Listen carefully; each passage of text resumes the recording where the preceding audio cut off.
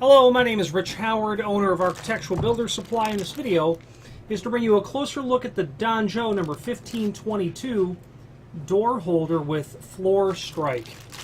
This is what it looks like when it's in the package. And the 1522 is a family of door holders from Donjo that are all in essence the same. They are the same door portion. The factory will have a total of 4 sizes: the 1520, the 1521, 1522, which is this one, and the 1523. The only difference between all of them is the undercut that they are capable of handling. The 1522 has a much taller than average floor strike because it can accommodate a greater undercut. Distance of 1 1/8 to 1 9/16. So if the area from the bottom of the door to the top of the floor is between that range, 1 1/8 or 1 9/16, you need the 1522. Because the 1520, which is for clearances up to 1/2 inch, and the 1521 that will take you from 9/16 to 1 1/16 will simply not be tall enough to engage the holder portion when it's installed on the door. You can't drop this down far enough to account, or it'll be hanging off the bottom of the door. The 1523 is from 1 5/8 to 2 1/16 and has a much taller floor strike. There's a link below this video to the product catalog where you can pull that up and review the 4 different models in a very convenient sort of fashion. 626 is the only finish that's available on all of these, on those 4 different sizes of door holders. Now, let's go over the dimensional properties of the 1522. There is a link below this video to a document called Template, which is very handy because it will give you all of those dimensions, and I'll go over them slightly now. Overall width, 3 1/16. Yes, that's correct. About 3 9/16 overall height. Well, their catalog says 3.55. And my tape measure is telling me closer to 3 7/16. It's one reason why I like to actually measure this stuff, because those drawings are maybe outdated, maybe newer, and the product is older. Overall projection, about 1 13/16. Again, the drawing itself shows 1 9/16. This is clearly heavy on that. Now to the floor strike. And overall width is 4 1/16 basically. That would be about correct. And overall depth, about 2 1/4. Yeah, closer to 2 1/4. And overall height of 2 1/4. That's correct. And that's really how the 4 models will change. The height of the strike will change.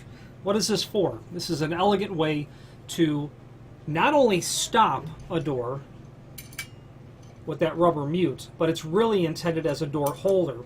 So when this is installed, that wheel that's down in there is going to come and make contact with the tapered face or the lip of the strike and compress via that spring that's back there.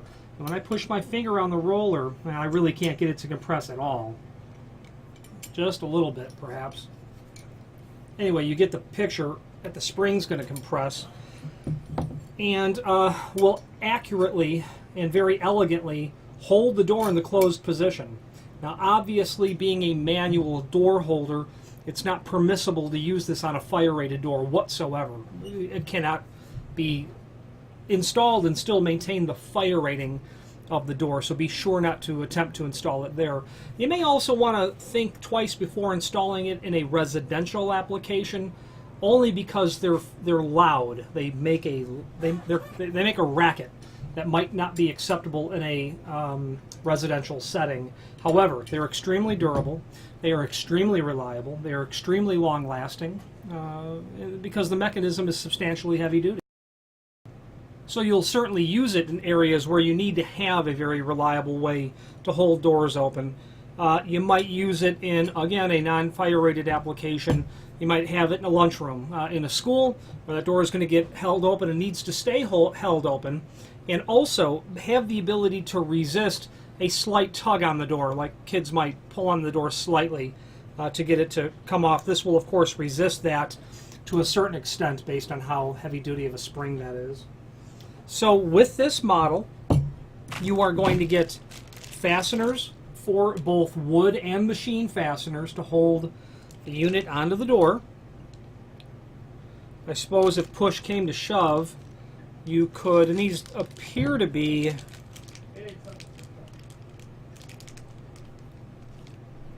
they don't tell us the thread fastener or the thread type stat here, but I'm tempted to say that these might be 1224.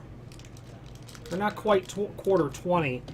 If you had to through bolt it through the door, you should be able to fit just barely a quarter 20 bolt in here, and then we can sell you sex bolts, or the female part of it, to allow you to bolt that through the door if you wanted to.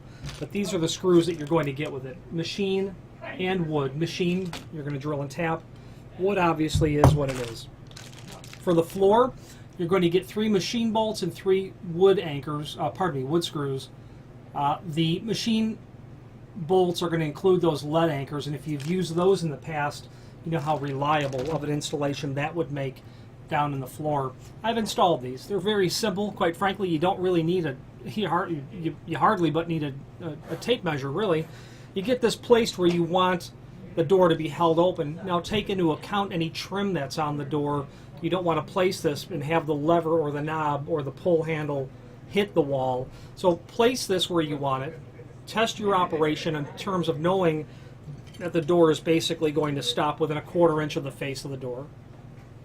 And once you have this securely placed, locate this on the door. Mark the holes on the door. This is going to give you 4 slotted holes that you'll be able to vertically adjust that to account. So I wouldn't be too concerned about being ultra accurate with it.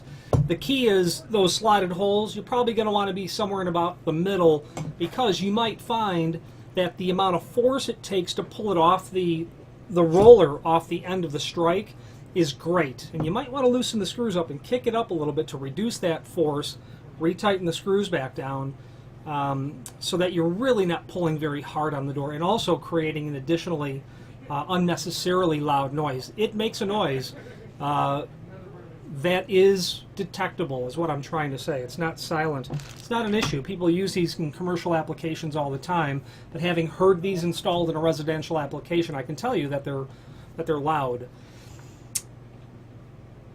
Excellent quality item, again, non-rated doors. Finally, there's a link below this video to the manufacturer's page where you can pull up not only all of the Danjo products that we sell, but a link to the manufacturer's website, along with a link to the full product catalog.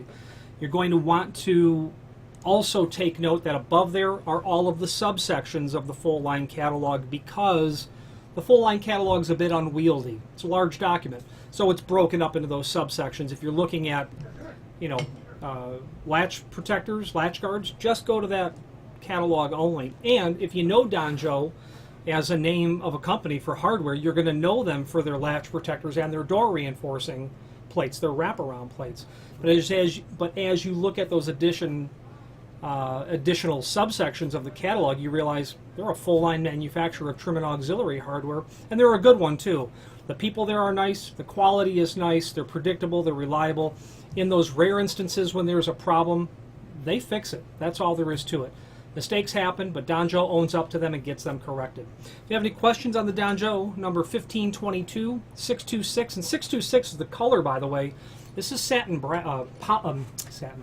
This is solid brass with a satin chrome finish on it, so it's a very quality piece of material. Any questions on this or any other Danjo product, please feel free to reach out to us. And thank you.